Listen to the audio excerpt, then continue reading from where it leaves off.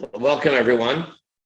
And what I would like to discuss today a little bit are some of the prayers or some of the setup and the structure of the prayers for the high holidays for Rosh Hashanah and Yom Kippur, and especially their relevance or how they would apply to Noahides. But first, by way of a brief introduction, based on what we've learned in the past and many of the sources, especially the talks of the Rebbe Melech HaMoshiach, let's divide all of mankind into a couple of categories. I think that would help a great deal.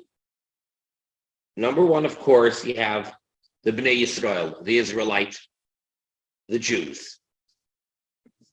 Okay, so the Jew is a category unto himself, and primarily the machzor is, of course, focused. It's made by the rabbis for the Jewish person. There's no question about that. So we're not going to discuss that.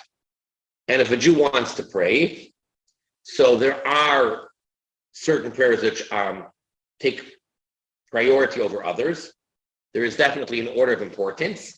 And if one can't read the entire book cover to cover, so yes, there's a whole order of what they should say and what points they should try to make sure to be there for, or to say, or participate, or what have you. Then you have within the nations of the world, within the non-Jewish world, let's go to the extreme, the negative extreme.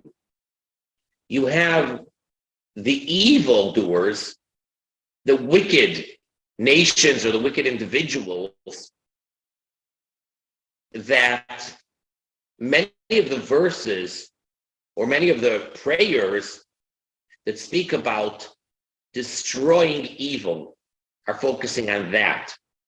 And hopefully that is a minority. Then you have the majority of the people.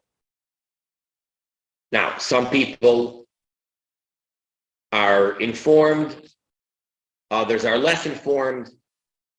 Some are ignorant as far as the will of God and the 7 Noahide commandments, etc.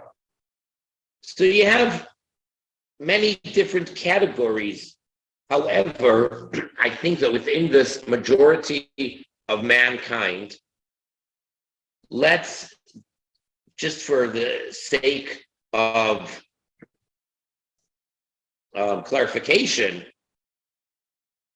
let's divide it into, generally speaking, 2 categories. You have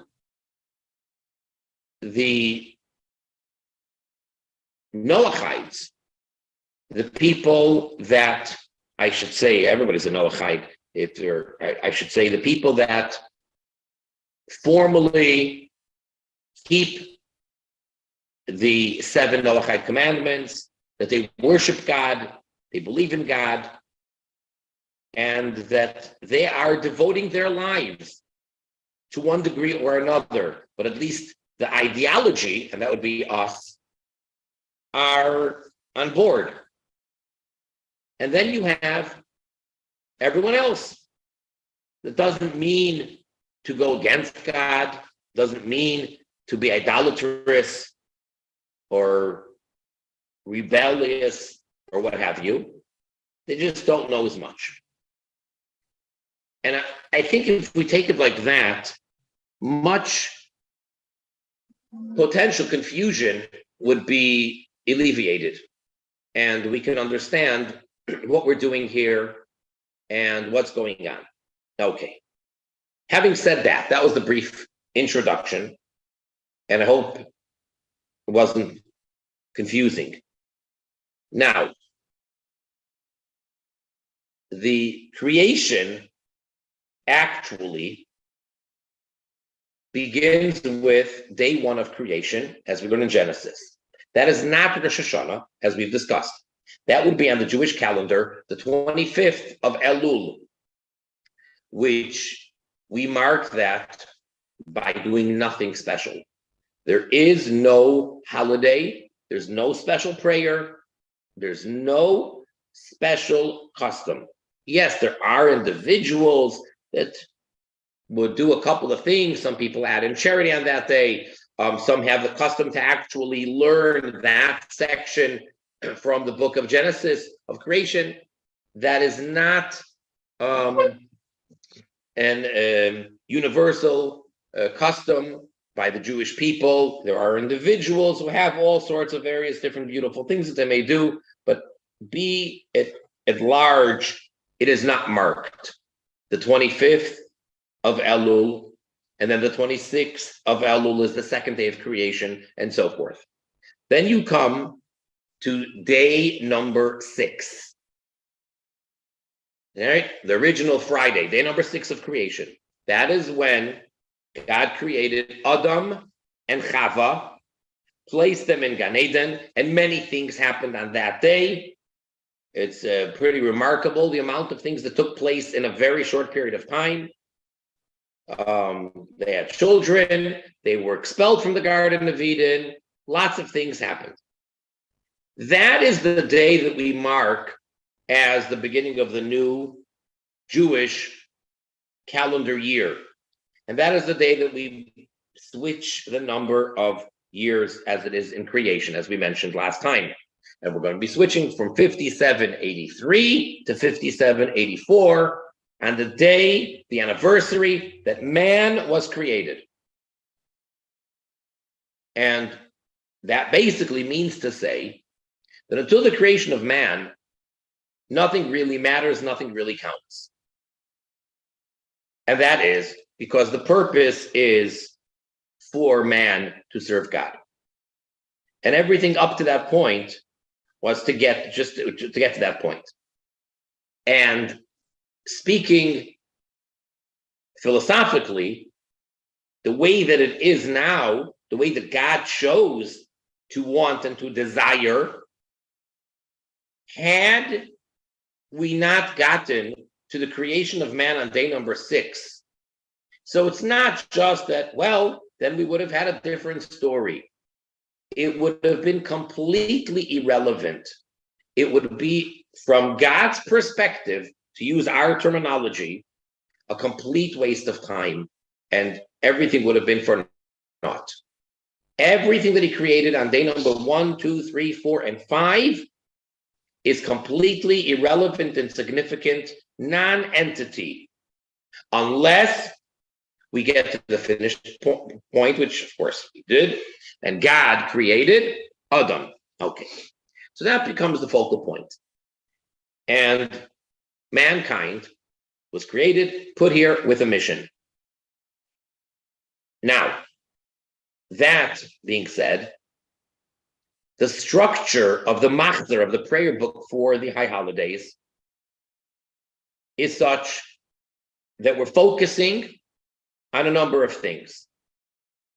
It's, of course, the days of judgment for all of mankind. On Rosh Hashanah, everything is being determined for the upcoming year. And it's brought down that if someone is, at that point, God forbid, completely wicked and evil, and did not do teshuvah, did not repent, then their decree is sealed on Rosh Hashanah. The opposite, if a person is totally righteous and they have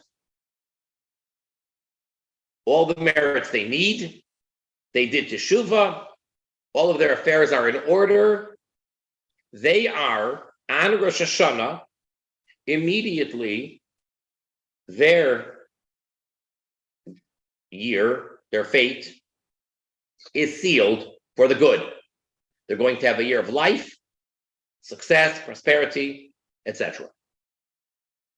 However, for those individuals that the balance is still hanging and they pretty much have half positive, half merits, half negative demerits, and it's kind of hanging there.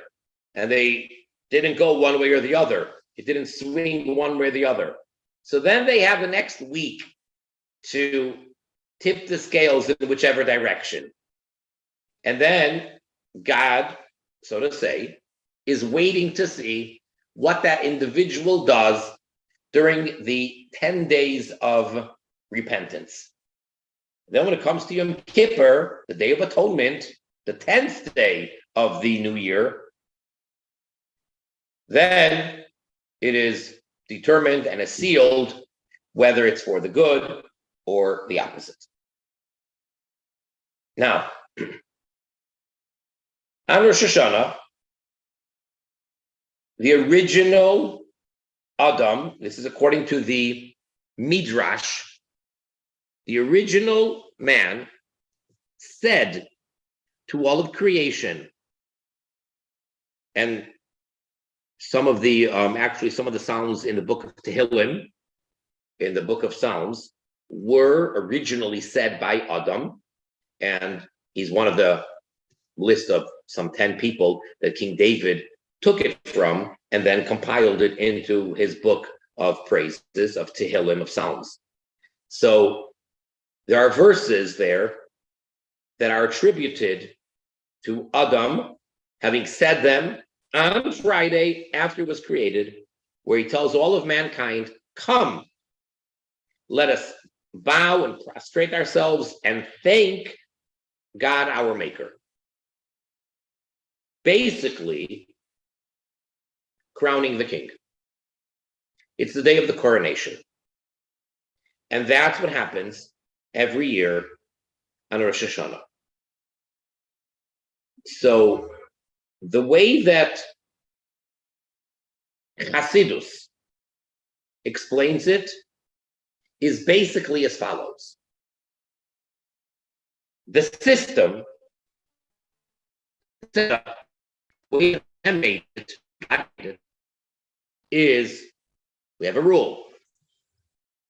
There is not a king without a people.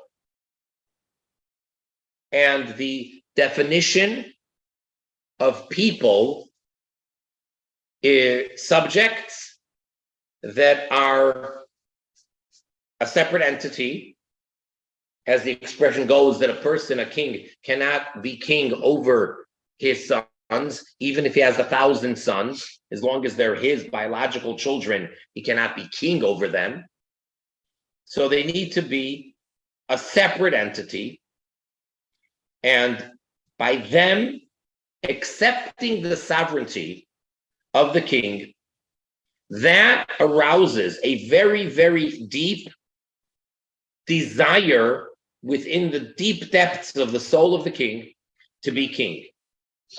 And if they do not make that declaration, and if they do not coronate the king, he will not be king. He will not accept the position.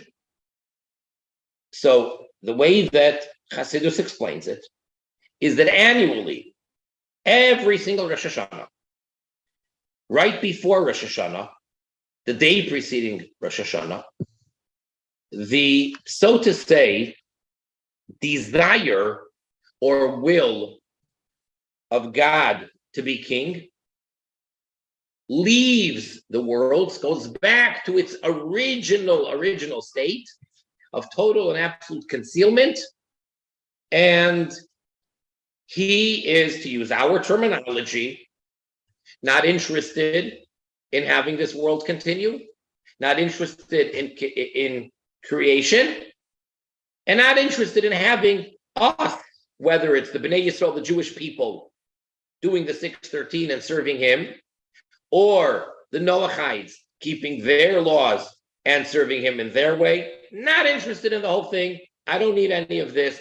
And let's go back to the way it used to be before the creation of time and space. And it's just me and me alone, and there's nothing else, and I don't need anything else, and I don't want anything else. And then, on Rosh Hashanah, through the prayers, the supplications, the work that we're doing, the spiritual work, which really, according to Chassidus, is focusing on one primary point, and that is, we want you as our king. We accept you as our king. We accept to fulfill all of your commandments, whatever they may be, and we're ready to devote ourselves completely and entirely. And please accept us as your subjects, as your people. And that hits a very, very deep chord in the deepest depths of the king, in this case, of God's will and desire, and that arouses within the divine the will to be king. And then he decides, yes, I accept, and happily ascends to the throne, to the position, etc., etc., etc. So that, by way of parable, is what's going on Rosh Hashanah. Now, if you keep that in mind, the prayers make so much sense, because the theme over and over again keeps on coming up. King, king, our king, our Father, our king, king, over and over again. And just to prove that point, so to say, or to emphasize the point, I should say, there are a couple of changes that the Jewish people make in their prayers during the entire 10 days, beginning with the first night of Rosh Hashanah, in the most important prayer that we say every day, and that is known as the Amidah, which literally means the prayer that must be said standing at attention, otherwise commonly referred to in the lexicon as the Shmona Esrei, which, well, literally, it means the 18, but nobody thinks of that when they say the Shmona Esrei. It's because originally the regular weekday one has 18 benedictions. But be that as it may, what you may have heard this, if you're in synagogue, you'll hear people the way they speak. So it's the Shmona Esrei, or the repetition of the Shmona Esrei, or the silent Shmona Esrei. Shmona Esrei. Okay. Shmona Esrei has lots of rules to it. That's the official prayer for the Jew. That is the prayer. Everything up to that point is a lead up, and everything after that is kind of the post prayer.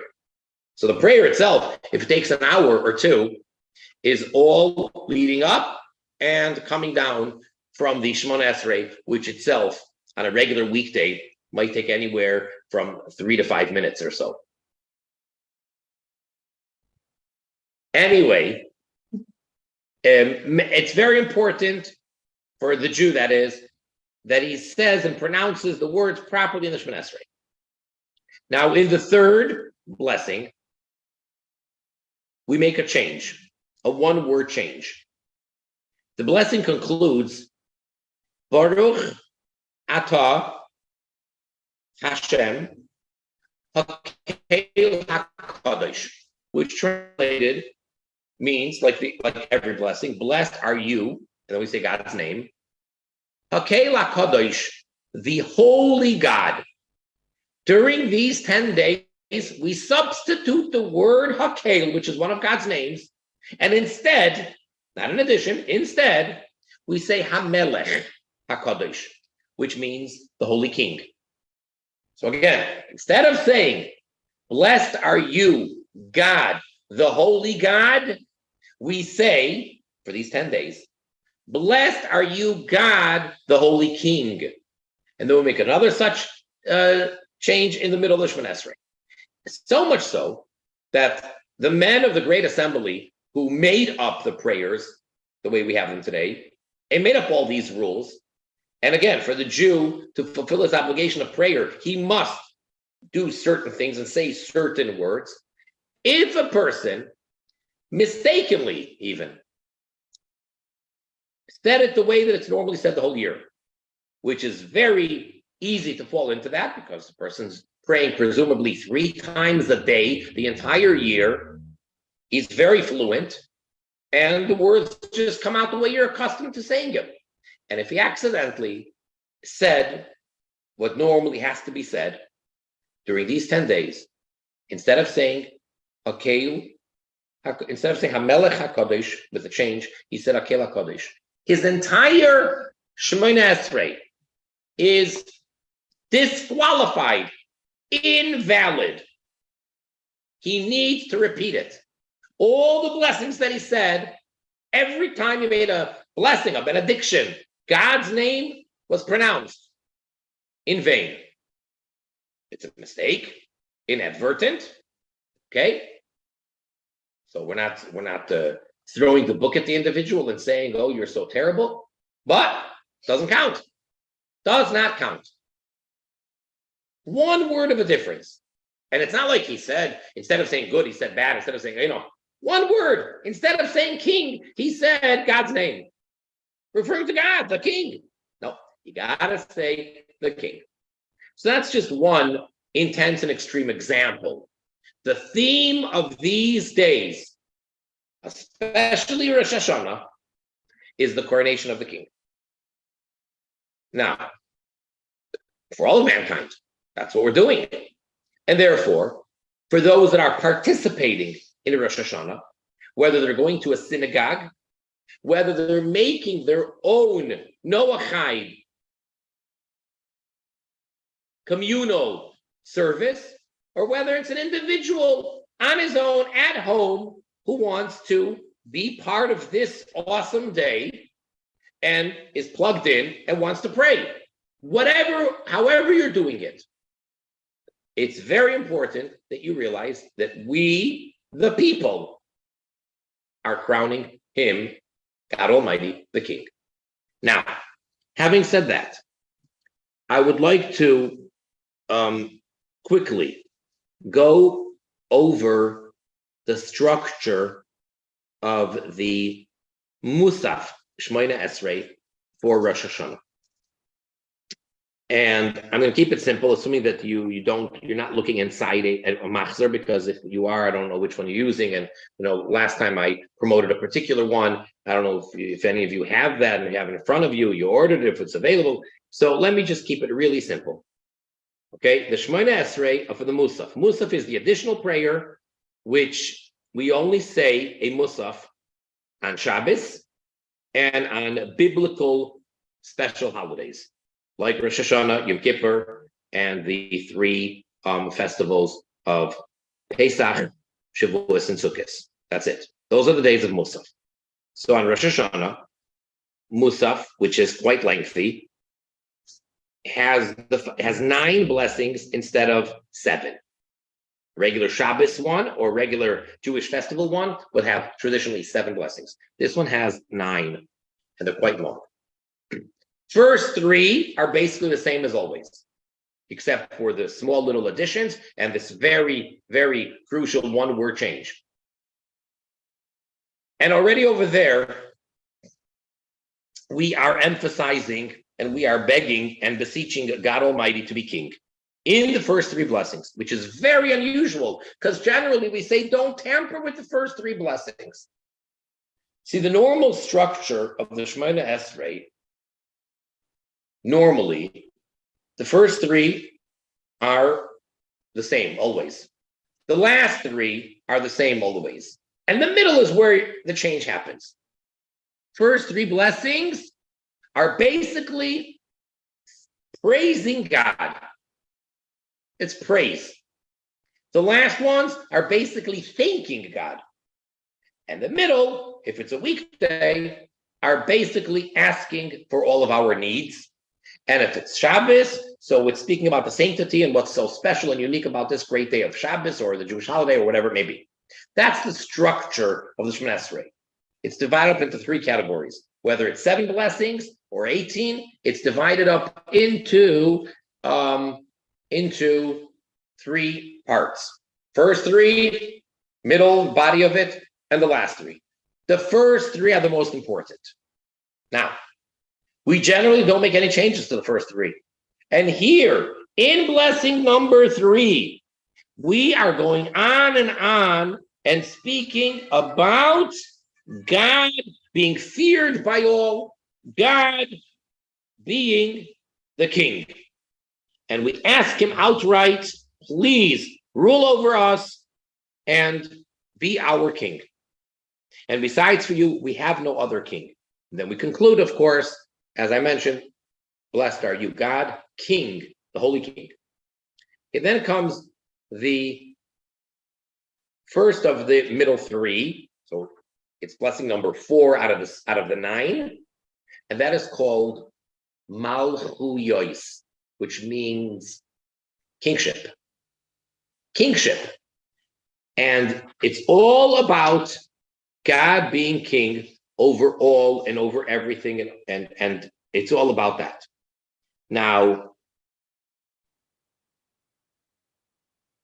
the structure of every one of these 3 is as follows. First, we discuss the theme in the blessing, and then we bring a proof from the Torah.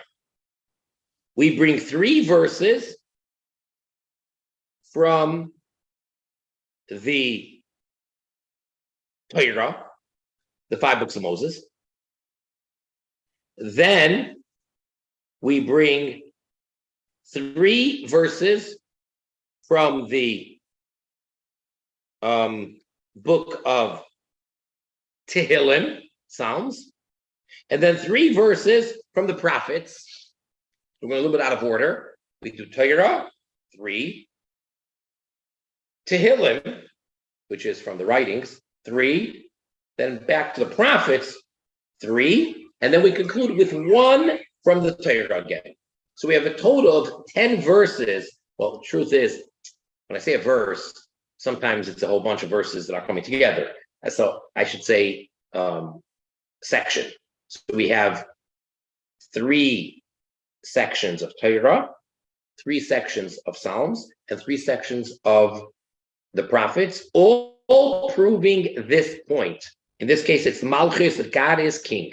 And then we have 1 verse from the Torah. And then, of course, we conclude the blessing, and we say at the end, after, again, begging God, please rule over all of creation. And we say, blessed are you, God, King of the entire world, who sanctifies Israel and the day of remembrance. That's how we refer to Rosh Hashanah here. Or this year we'll say the one who sanctifies the Shabbos, because the first day is on Saturday, Shabbos, and Israel and the day of remembrance. The second blessing is called Zichronos, remembrances. It's all about the fact that on this day, God opens up all the books of remembering everything. All the records are open. And then we say, there's no forgetfulness by you, God. You forget nothing, and you remember everything. And then we, of course, ask him, but please only focus and only remember the good stuff. And we bring, again, 3 verses from Torah, 3 verses from Psalms, Tehillim, 3 verses from Nevi'im, from the prophets, and 1 verse from Torah. And then again, we have a special supplication, and we conclude the blessing. Blessed are you, God, who remembers the covenant, Zoicher Habris.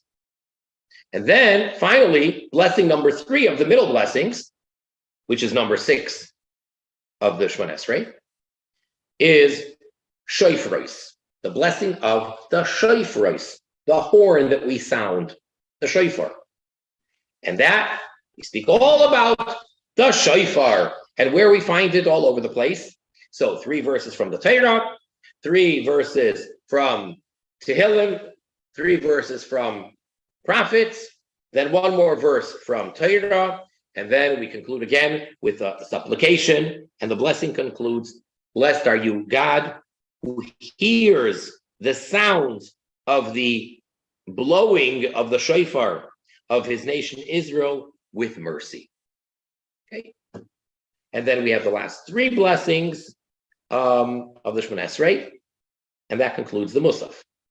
And of course, we insert certain things during these 10 days, basically asking God, please write us in the book of life, please write us for good, please remember us for good, etc., etc., etc. So the Musaf Shemoneh Esrei is really, really important, really, really crucial, and it's focusing on God is the king. Yes, we also have remembrances and shofaros, but the theme basically is we accepting him as king.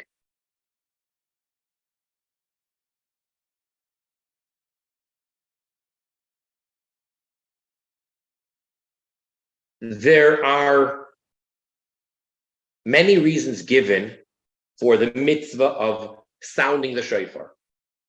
The Rambam, Maimonides, first prefaces, before he goes on to explain a reason, by saying that this is beyond any reason, and it is a decree, a biblical decree, and therefore no reason. This is because God said so. Unlike other commandments, where the commandment itself is because of the reason. It's self-understood that on a simple, straightforward level, it's because of the reason involved. For example, there is a mitzvah to make a safeguard railing on one's roof so that, God forbid, no one falls and gets seriously hurt or worse. That's the mitzvah. So it's not like, well, we have this mitzvah to make some railing around the roof. And then some give the reason it's a safety thing. No, the whole mitzvah is safety. Is there anything deeper? Of course. Does it go beyond any reason as well? Of course. But the simple, straightforward mitzvah there is because of a reason. And there are many such mitzvahs.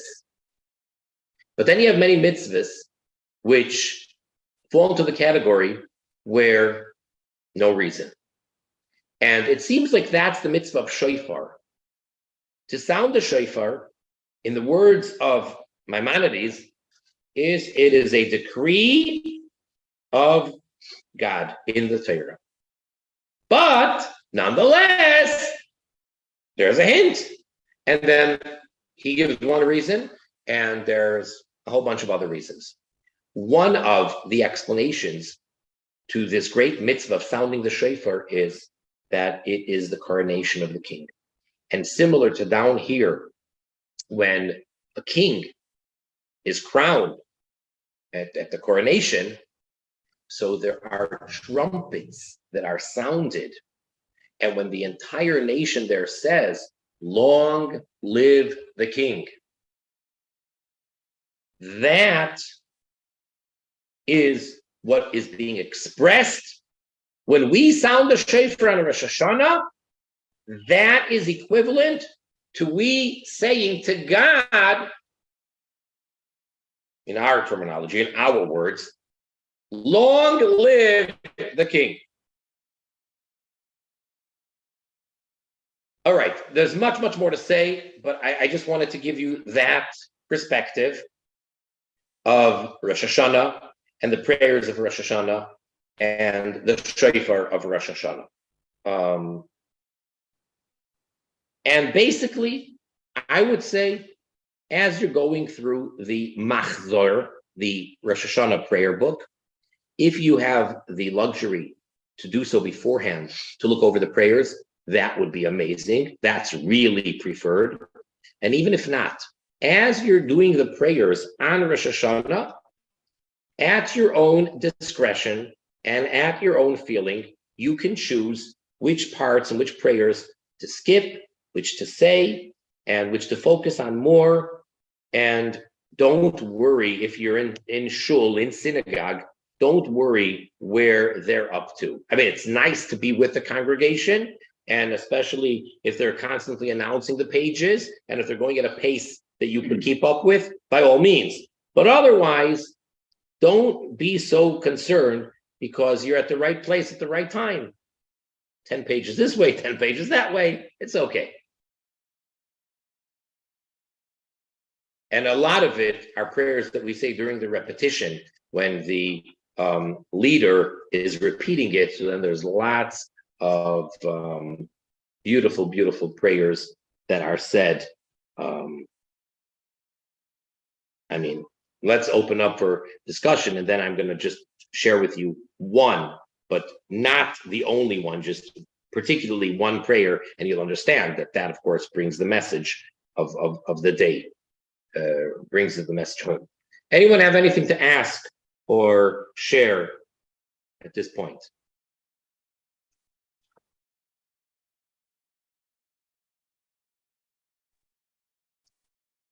Rabbi, just to be clear, so are you saying that, I mean, I could purchase a Machzor and then I could follow it at my home, read whatever's the instruction there?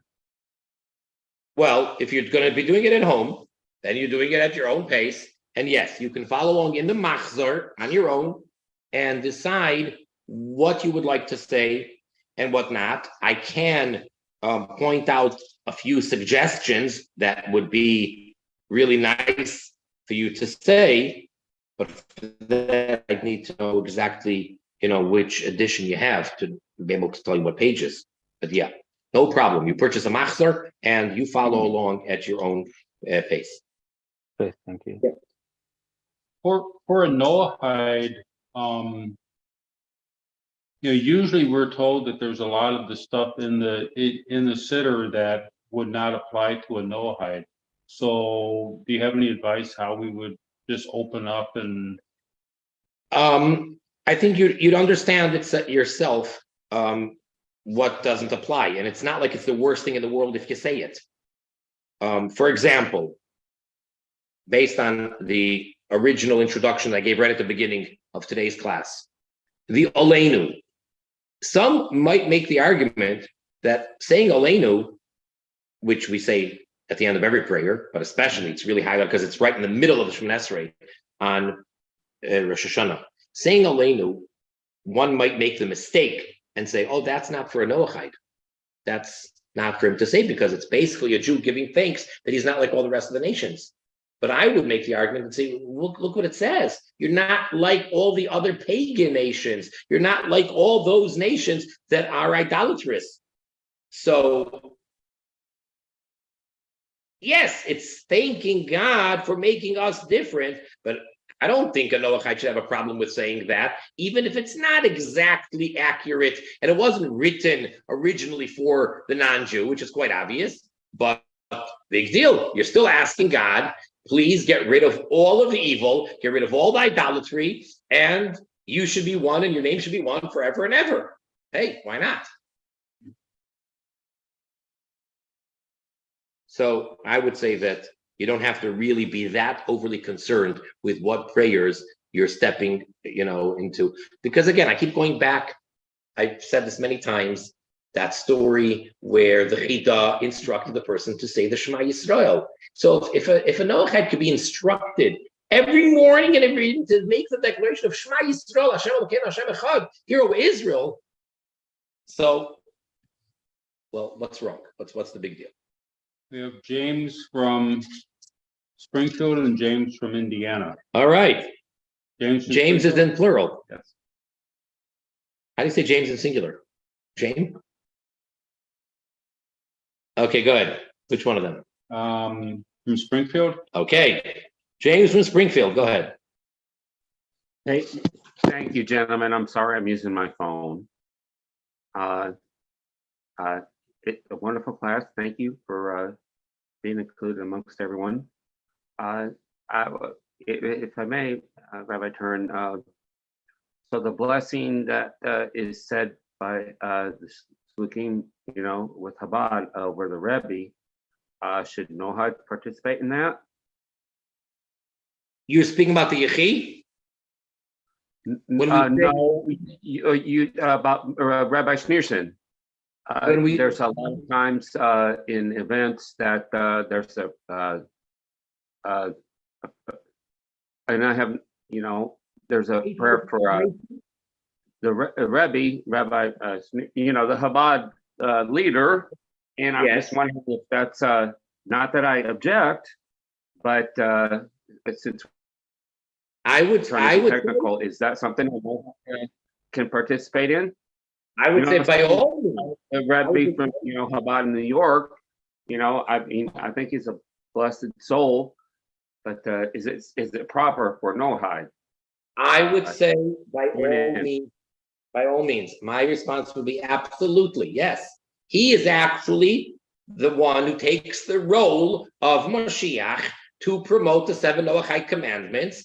And just as the Jewish people accept Hashem as the king through the Davidic king, the human being from the house of David, so here, we're not talking about ancient times where there's the Philistines that are fighting David or this nation or that nation. We're not talking about the Moabites or whoever. We're talking about everybody being on board and accepting him as king, similar to how it was by his son, King Solomon, when he had all these kings and queens from around the world who were supporting and came to accept King Solomon. So the Lubavitcher Rebbe, Melech HaMashiach, is a direct descendant of King David and Solomon. So I would say, by all means, part of the whole big picture is to accept him as Mashiach, and yes, to make this declaration and to give him the blessing of long live our master, our teacher, our Rebbe, King Mashiach forever. So my response is absolutely. The only distinction, if I may bring up, is he referred to as I've heard the term Mashiach ben David and Mashiach ben Yosef. Which role does he fulfill? Mashiach ben David. Absolutely, yes. Yeah, that's a whole discussion where Mashiach ben Yosef fits in and what it means. That would be a whole lecture unto itself, if not a whole series. But yes, when we refer to him as Mashiach, it is Mashiach ben David, the final Redeemer. And he is from the tribe of Judah and a descendant of David, as opposed to Mashiach ben Yosef, who's someone else and from Ephraim, and that's a whole different discussion. And James. James from Indiana. Hi, Rabbi Turn. Thank you. In regards to how one could go about reading a siddur, is it similar in regards to how a woman or a cotton child would read a siddur, coming over things, reading things that are maybe not pertinent to them, or maybe studying mitzvot that are not pertinent? Okay, so let me, for a moment, ignore the part that you just threw in at the end. First, you said the siddur. So I would say yes and no, meaning as follows. The Isha, the woman, only skips one blessing in the beginning of the day, in the morning benedictions, in the Birchas HaShachar, where we say, blessed are you, God, King of the universe, our God, King of the universe, who has not made me a woman. She skips that blessing. She can't say that blessing. That would be a blessing in vain. It would be an untrue statement. It would be an outright lie. Unlike the blind person who thanks God for opening up the eyes of the blind. That's different. Unlike the crippled or the lame person who thanks God for giving man the ability to walk. Those blessings are recited by those individuals that, unfortunately, God forbid, have whatever handicap they may have. They still make the blessing. And the reason is because you're thanking God in the collective, not just in the personal. And they do derive benefit from the fact that people can see and people can walk, etc. But for a woman to say, thank you for not making me a woman, that's a lie. So therefore, that's the now, the rest of it, as you're saying, James, most of the prayers, just like it's written for the Jew, and yet the Noahide can pick it up and say it. It's actually written, to be quite frank and open, especially since I don't think we have any women on, even though we're going to be uploading this and it'd be open for everybody. It's actually written for the man. It's written in the masculine. It doesn't make a real big difference, but I'll give you just a couple of examples. The opening first word that a Jew, and many Noahides adopted this as well, but that a Jew says upon awakening every single morning, the first prayer he says, which is not even formally a prayer, it's before he says boo, before he turns off his alarm clock, before he rubs his eyes, when he just barely realizes that he is awake. What's the first word, James? Modeani. First word, not two. What are the first words? Mode. Thank you. That word, the way you correctly pronounced it, is in the masculine. For a woman to be grammatically correct, she would have to say moda, not modeh, but moda. The punctuation, the vowelization under the letter Dalet would be different. It has to be in the feminine. So it's a different pronunciation, a different word. Yet, do we instruct women to say it their way? I know there are some that do, but overall, most don't. And she says modeh, and the same thing with a couple other places where the way that we say it is the way a man would say it, and the women go along and say it as well, and that's fine. So yes, in that regard, that would be sort of like the Noahide saying the Jewish prayers. And then the katan that you mentioned, the minor under bar or bat mitzvah, that's different, because they're doing everything in a sense of training and getting them used to, in the broader sense, education, getting them used to doing what they're going to have to do. So when a child goes through all the prayers, even if he's 8 years old, that's fine, even though he's technically not obligated to do anything, but just like he does many mitzvahs, but he's doing it for training purposes, different than the woman and different than the Noahide.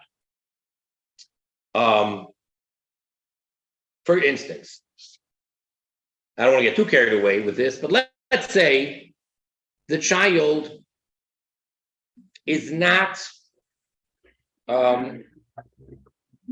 shaking a kosher lulav on Sukkot. They got him a plastic one, okay, paper one. Then he cannot say the blessing. That's not even training. Look, unless he's like really young and it's just not even in the category. But I'm saying, but a child 8, 9 years old should have a kosher lulav. And if he's too young to put on tefillin, the phylacteries, for whatever reason, then don't put them on. And if he's putting them on, then make the blessing. But don't make the blessing and put on a fake pair. They do have play ones in the market. So if he's using a play one, don't use it for really praying. That's not real practice. And don't make a blessing. Okay, so that's the child. That's the woman, that's the child. That the woman says basically everything. And she doesn't have to change it and make it fit, that it should be in the right, in the feminine instead of the masculine. The child, the male boy under bar mitzvah, under 13, is doing it as training. The Noahide is more in that regard like the Jewish woman, but still different because she is as obligated in whatever is going on in the prayer book as the man is, except for the actual wording sometimes doesn't really fit perfectly.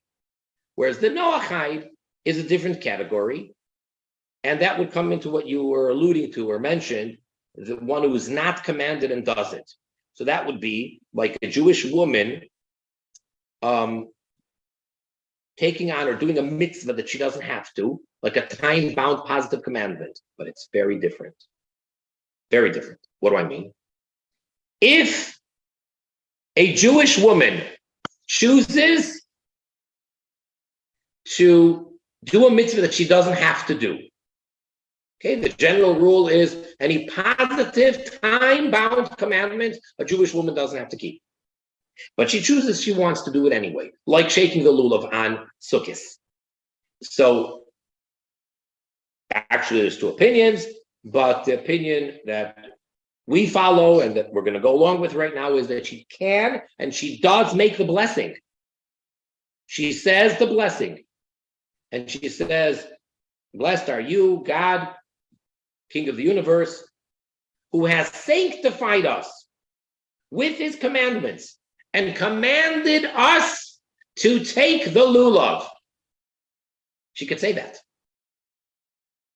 Can the Noahide? No. The Noahide, can he take the lulav? Can he do it for the sake of a mitzvah? Let's even say that he can. Let's, for argument's sake, say that a Noahide is permitted to. Okay? Let's say he's allowed to. Going back, this is just for James or anybody who's in the know, the Radbaz in Hilchos Melachim, that as long as it doesn't have Kiddushas Yisrael, so this is not like tefillin, and therefore, arguably, lulav is a mitzvah that a Noachide can do. Okay, still can't make the bracha. Cannot say the blessing that says, has sanctified us and commanded us, because that's not true.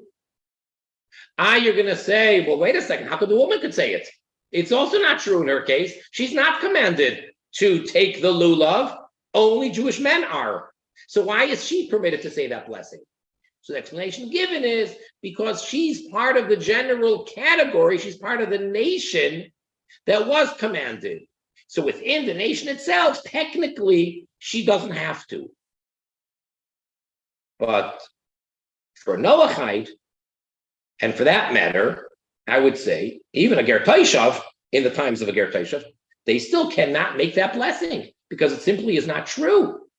God did not sanctify you and command you to, and then fill in the blank, take the lulav in this case. That's not a true statement. So even if you could do the mitzvah by sitting in a sukkah or shaking the lulav or sounding or hearing the shofar properly, not just passively being in the synagogue, but you want to make your own blessing because you're going to sound the shofar yourself, you cannot say the blessing.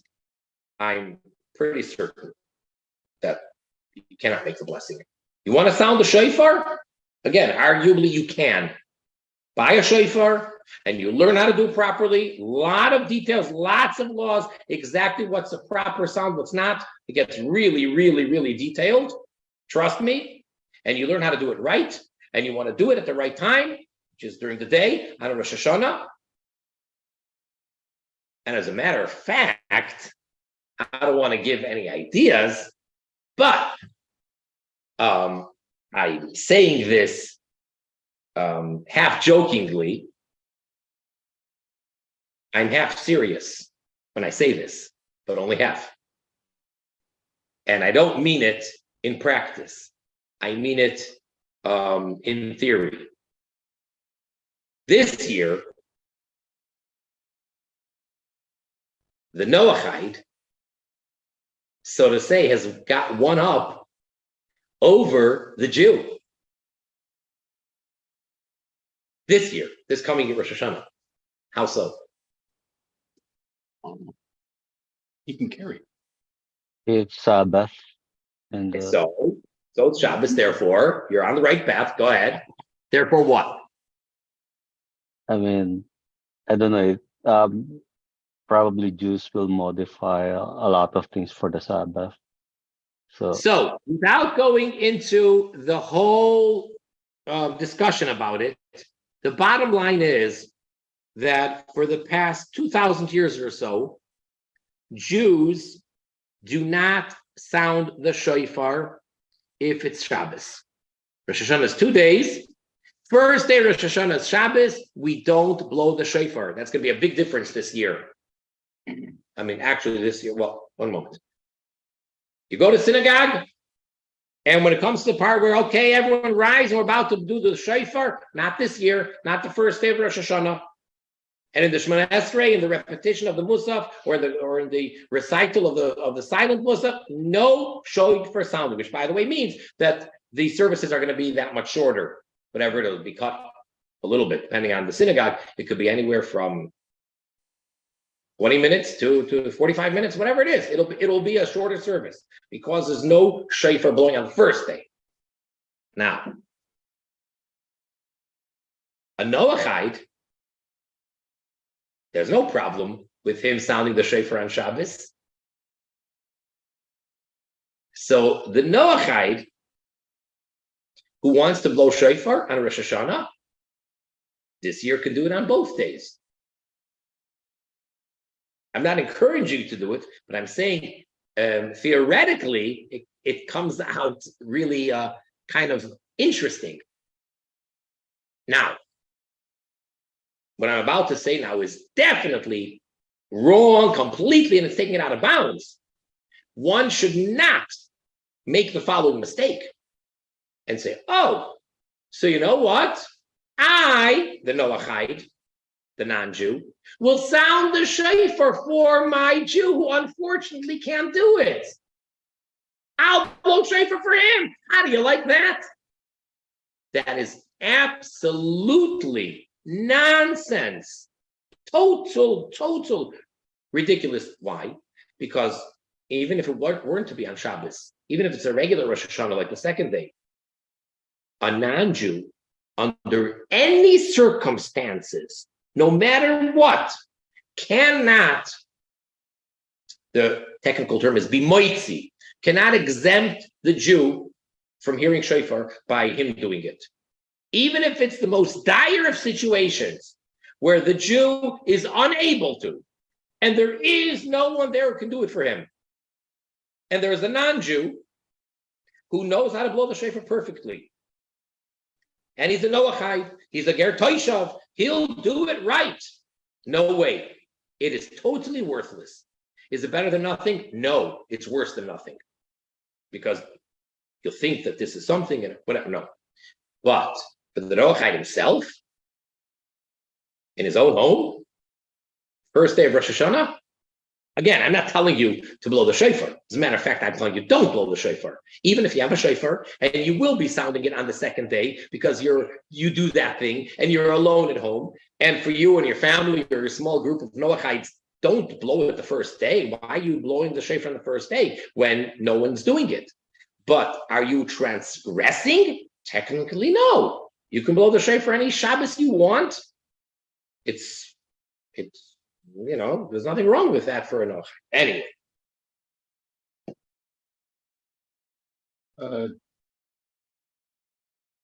Aaron had his hand up. Aaron?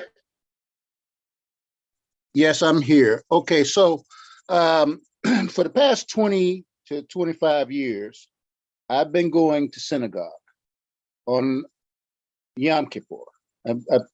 I've always kind of not necessarily paid attention to Rosh Hashanah because I always thought it was the beginning. So in my mind, I went through the process, not in my mind, but physically and stuff, with the Jewish community for those 10 days and, did Shuvah and everything. And then I didn't know I didn't need to do this at the time. I didn't know that Rosh Hashanah was our day. And I literally have gone through the whole process where I've actually shaken the luau, as you were talking about. I've been in the synagogue when the shofar was sounded on, but I have been on Rosh Hashanah as well and heard the shofar, but I didn't participate otherwise. But I've been at the synagogue or at the communal meeting where all the Jews are coming together from everywhere on that last day where they're sealed. And then even after that, I've gone to the sukkah, into the sukkah, and I've been there for days and days, going in the evenings like everyone else. Now, I'm not a Jew. Is it okay for a non-Jew to do those things? The short answer is yes.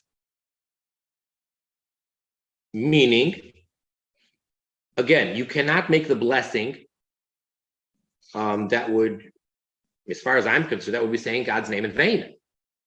And it would simply not be a true statement. And you don't have a right to make the blessing. Okay, because that would not be true. However, when I say blessing, I mean the Asher Kiddushanu, that you have sanctified us and commanded us. I don't mean the general prayers that we're saying. Now, over the shofar, only one person in the whole synagogue says the blessings anyway. So everyone answers Amen. You can answer Amen. There's no problem to that. But I'm saying, for example, shaking the lulav. So even if you want to shake the lulav, do not make the blessing, even in English. Even if you're going to read it straight out of the English Siddur, that's not applicable and it's not a true statement. Now, if you want to voluntarily shake the lulav and do a mitzvah, as the Rambam speaks about, I don't think that lulav is one of the mitzvahs that you're not allowed to do. Would we encourage you to do it? That's a different story. Now, dwelling in the circle, Well, what it is that I think that a lot of people don't know exactly what to do on this, including a lot of the Jewish community. They don't know exactly what the rules are. And this is the first time there's a clarification that I'm getting, that now I know I wouldn't do certain things because I know not to do it. Back then, I did it because, you know, this is what everybody was doing. And even in reading, you know, sometimes, most of the time, I can't keep up with everybody in the synagogue. So what I do is I read what I can find that pertains to me the closest. So I'm glad you're giving this instruction, because that's what I've been doing anyway. And I've always felt like maybe this is kind of awkward. I don't know if I'm doing the right thing or not. But you know, some of these things, like when you were talking about, can a Noahide shake the lulav and do that kind of thing? I've done these things, and I'd like to do it again.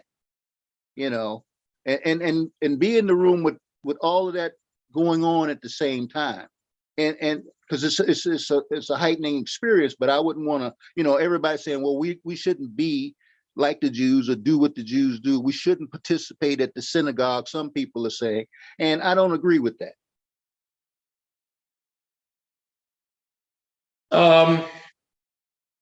But I do want you, I don't just mean, I'm not pointing you out, Aaron. And when I say you, I mean it in the plural. I do want the Noahide community to be understanding and even sensitive if there are Jews that feel uncomfortable or are questioning, why are you participating in my holiday or ritual or what have you? Even if in certain cases the Jew is wrong and they simply don't know, but you have to understand where they're coming from. And this whole thing is basically new, right? This is something which hasn't been done for thousands of years. And here we are, some 30, 40 years into it, getting our feet wet and trying to figure out what to do and so forth. So you can't really blame anyone at any end. If someone is doing something which is absolutely forbidden or out of bounds, fine. So we need to educate each other. So you have to understand that when a Jew sees a non-Jew in synagogue, depending on the Jew, some people may right away feel, what's he doing here? He's not a security guard. He's not the custodian. Why is he here? And you have to be sensitive to that feeling, even though that feeling may be wrong. He may not have a right to have that attitude, but you have to understand he's coming with 2,000 years of exile. So what do you want from the poor Jew?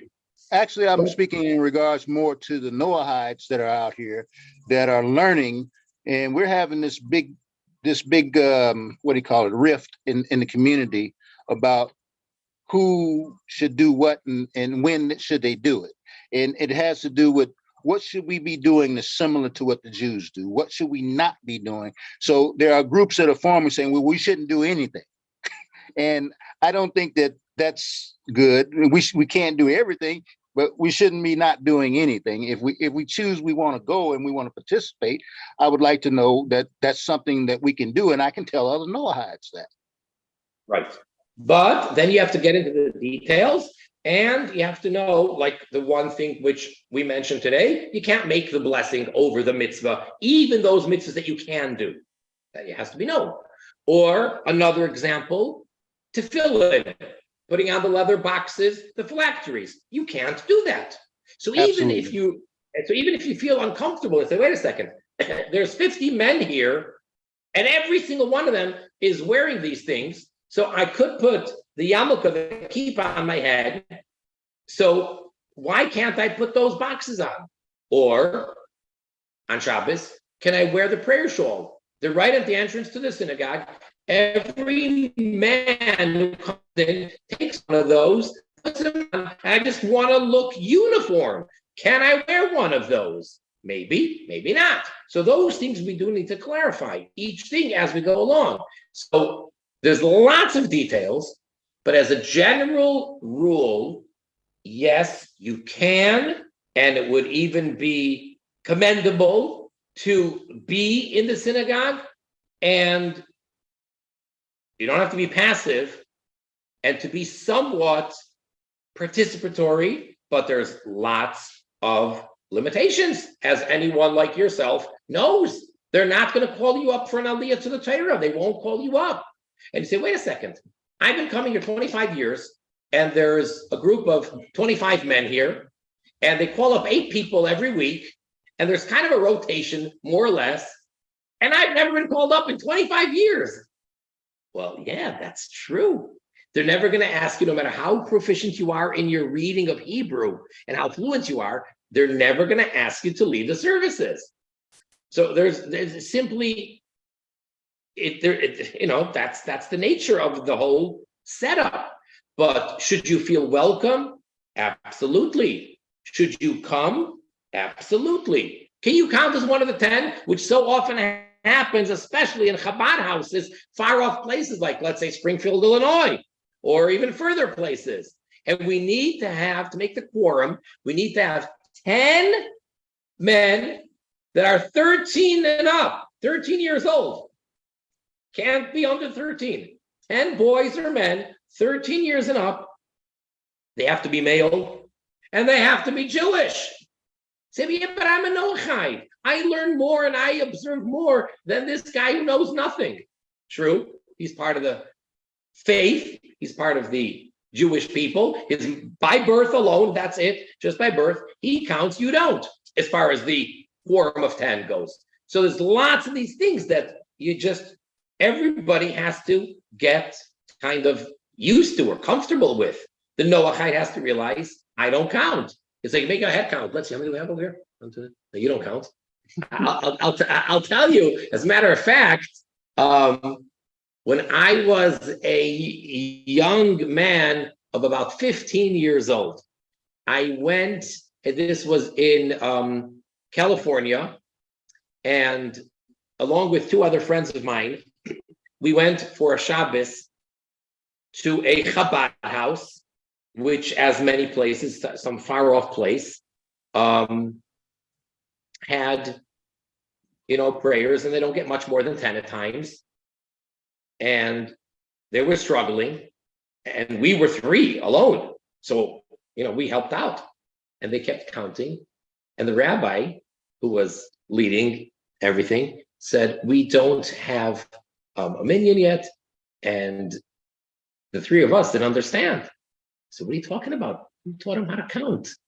And there was this one guy who's sitting over there, and he looked like he fit. He was a male. He was way over 13 years old. He had his head covered. I think he may have had a beard. I mean, like, why not? What does it take? And I kept making it. How do you? I counted 10, and I kept on saying, no. And I said, what happened was, this was before we were into the promotion of the 7 Noahide commandments. That person was going through a conversion. He was becoming Jewish. So you have to learn a lot, and there's a lot of training. He didn't yet take the plunge. He didn't yet go to mikvah for the sake of becoming Jewish. That he didn't do yet. So therefore, he doesn't count. What do you mean? He's so learned. He's almost Jewish. No such thing.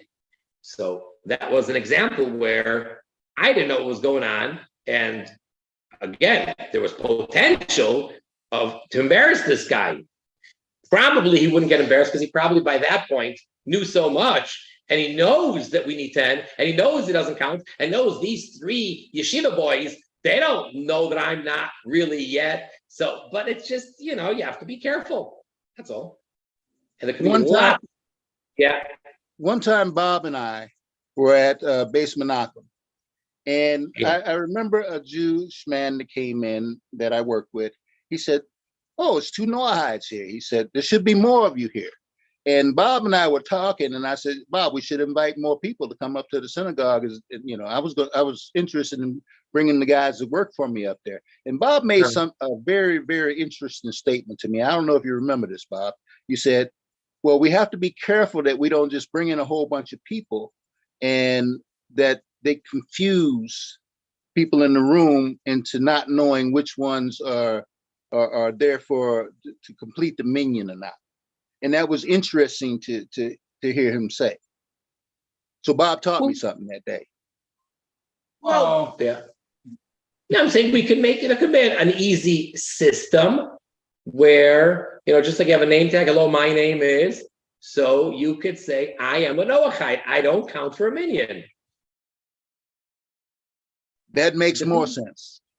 But the thing is, though, at least at this point in the whole Noahide scene, it is confusing for the children because children are rightfully taught, Jewish children, that we are the Jewish people and this is what we do. And now suddenly in our house of worship, there are goyim. So they need to be taught, yes, these are good goyim. These are Bnei Noach, but that's something which they have to be taught. And since with children, things are very black and white, so depending on the age and depending on the child, it could be confusing for a certain, element or certain age bracket of children that like, what's going on? So could you imagine you have a shul with 10 Jewish men and 10 Noachides, and they're all sitting side by side, which is beautiful. But what's the 5-year-old kid supposed to take from that? So I'm not saying that's a reason not to do it, but that's another one of the many factors that need to be addressed or dealt with or figure out, how to do it. We should write a book called Life in the Synagogue for the Noahide. James, I like that book. Oh, sorry, I'm getting feedback. There we go. Oh. It's not going to let me. There we go. Sorry, I was giving you guys feedback. Is that called Morris Iron? Like, not necessarily. It looks like it, and that was a pun. Maris Ayin are certain things that the Chachamim, that the sages, the rabbis, forbade because it gives the wrong impression or looks like it's something which is incorrect. For the most part, one does not make up their own Marisayim. See, there's a verse that says, "V'yisem nikiyim me'Hashem u'miYisrael," that you are to be clean, innocent in the eyes of God and in the eyes of Israel. Which means a Jew is not supposed to do something which makes him look guilty. And you can't say, well, no one should be judgmental. That every individual has to tell himself. But I can't do something where judgmental people will, unless you're talking about people that are going out of their way. But otherwise, so to just make up and say that for a Noahide to be in shul, looking like everybody else, but not really being a Jew, that would not fall into the category of Maris Ayin. Maris Ayin is it's a very general thing, but it has lots of guidelines when it applies, like whether it's with kosher food, or whether it's with things which look like they're idolatrous and they're not. I'll give you an example. It's very popular, so I hear, past number of decades, Jews like to, they're very interested in what is it like to keep, not to keep kosher or whatever, et cetera, et cetera. And now that we have all of this stuff made out of soy and, you have parva stuff. So is it permissible for a Jew to eat a cheeseburger that's the cheese is not cheese or the burger is not burger or both? Parv cheeseburger. So cheeseburger is big time forbidden if it's real meat and real milk. That's a biblical prohibition. For having hot meat with cheese is not allowed. Well, what happens? It's not really cheese. So what do you do? So it doesn't really speak about cheeseburgers in the code of law. What it does say, though, is that if one is having with a meat meal coconut milk, that's the example given back in the Shulchan Aruch from 500 years ago. If one is having coconut milk, which is not milk, not dairy, with their meat, so what they need to do, according to the original code of Jewish law, is put almonds over there, place almonds on the table as a symbol that people should realize this is not real milk. It's not milk from an animal. It's not dairy. It's just coconut, so-called milk. Now, how would that translate nowadays? So nowadays, you'd have the sign that says non-dairy. You'd if you're having non-dairy creamer at the end of a meat meal, so you'd have the container or a sign, or if you're at an affair, at a banquet, so they have on the table where it says that this is kosher supervised, and they will write on it that all steaming or all dairy or whatever is non-dairy. It's pareve. That's the word we use in Yiddish. It's pareve, P-A-R-E-V-E. And I make the argument, what about when they serve ice cream at the end of a meat meal? You're at someone's house and they're serving you ice cream.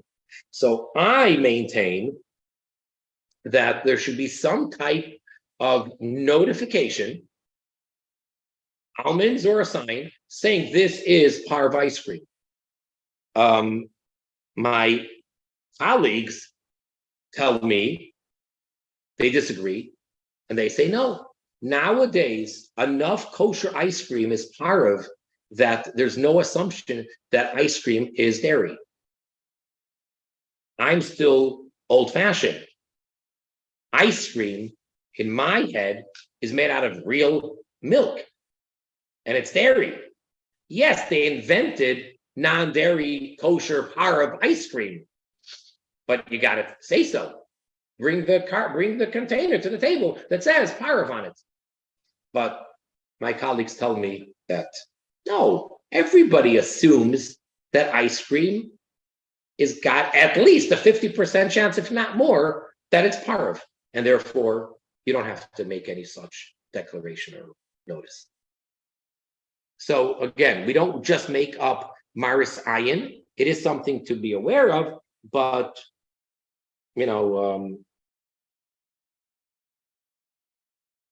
it's not a problem. So maybe it would be important for Noahides to be identified if they go to a service, so there's no confusion, but it might be different under different circumstances as to how that has to be done. Yeah. In other words, this is a situation where common sense would play a role. There's no actual rules. And one of the things I would say when you're dealing with this is to be sensitive to everyone's feelings, the Jew as well as the Noahide. Be sensitive, because that may be alienating to some Noahides to have to come in and say, I'm not one of you, I'm not the same, I don't count. Then I'm not coming. What's that all about? And then, of course, on the other hand, to have a bunch of Noahides there, so then the Jew might feel, well, why are we being invaded? So again, neither of those feelings necessarily are correct. But when you're dealing with emotions, it's not a matter of correct or not. You just have to be sensitive.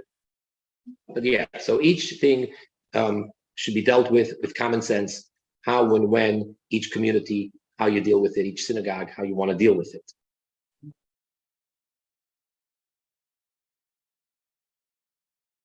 Ideally, Noahides should have their own place of prayer, just for convenience. And they can have a rabbi come in to lead them. And actually, this is how it's done, at least in Brazil, if I'm not mistaken, one of those South American countries. There's a large, successful Noahide community, and it is led by the rabbi, and they run it. He comes in and teaches. He says over the words of Torah for them that they're allowed to have, whatever. But it's basically, he's guiding them, but they're the ones that are running it. I think that's the ideal. I actually put something together like that on the south side of Chicago 2 years ago. I mean, we didn't have any Noahides to come there, but I created a place where we had siddurs, we had Torahs, tables for people to sit around and learn from, books on Noahide faith, and I had a rabbi that was willing to come. Rabbi Shaman came there a couple of times and looked at it, and he thought it was pretty nice. But my whole idea when the Noahide community of Chicago was founded was that we should have a place where we can come. Very good. And I plan on making one. Good. Very good. But it's good to know that in learning that here, that it's okay to do that. I mean, right now up until now, I was unsure. I would say it's better than okay. I would say that that's ideal. Till that point, that we can meet together as a group and it not be seen as being some kind of what do you call it, illegal gathering within the Torah. Right. So long as you're sticking to the rules, right? No, if I were to walk in there and I was to see that everybody's wearing a talis, I may not be interested in hearing that it's actually technically permissible. And we asked Rabbi so-and-so, and he said we could wear talisim. It would just, something like that might just put myself or people like me off and say, why are you doing that? I understand if you're coming to a Jewish shul and you don't want to stick out, they don't want to, have this big sign saying, hi, I'm a Noachide, I'm not Jewish. But here amongst yourselves where you get to choose what the ideal and the right way is, why would you want to put on a talis, even if you're allowed to? That's what I'm saying. So it's got to. Right. Well, Noahides don't even have a talit of their own. I mean, there are some groups now that have come up. They're wearing different colors, like brown or black or something like that, instead of a talit like the Jewish person does. But they put them on when they're praying. Cover their heads, so to say. As long as it's not idolatrous, it's not a problem. On the contrary, the person says, this is my special garment for prayer. Oh, really? Are you a priest? No. This religion, no religion. So what do you mean your special garment for prayer? I'm a Noachide and I pray, and out of respect, I want to have a special garment for prayer. Fine, that's great. Wow, thank you. All right. I came late. We started late, and I think we kind of made up for lost time. And so we're looking at next week, and that's it. Not the following week. Mm-hmm. Yeah. And next Rabbi week, Rabbi Schulman is doing a class too he did one this Sunday He's doing another one this Sunday as well. And he was going into the area of why, what a Noahide is supposed to do on Rosh Hashanah. That's what we're going to be talking about. Very This- interesting. And Yeah. and how do I find it? I just Will it be recorded? You remember a lady named Veronica Port that used to be on our she's the one that's sending out the notice. Good, good, good. Yeah, I was at the one this Sunday. I look forward to being at the next one. He says he's going to have 3 of them before Rosh Hashanah as well. Okay. Okay. Thank you. Sure. All right, we'll see everybody next. All right. Thank you, Rabbi. Thank you, Rabbi. Very welcome.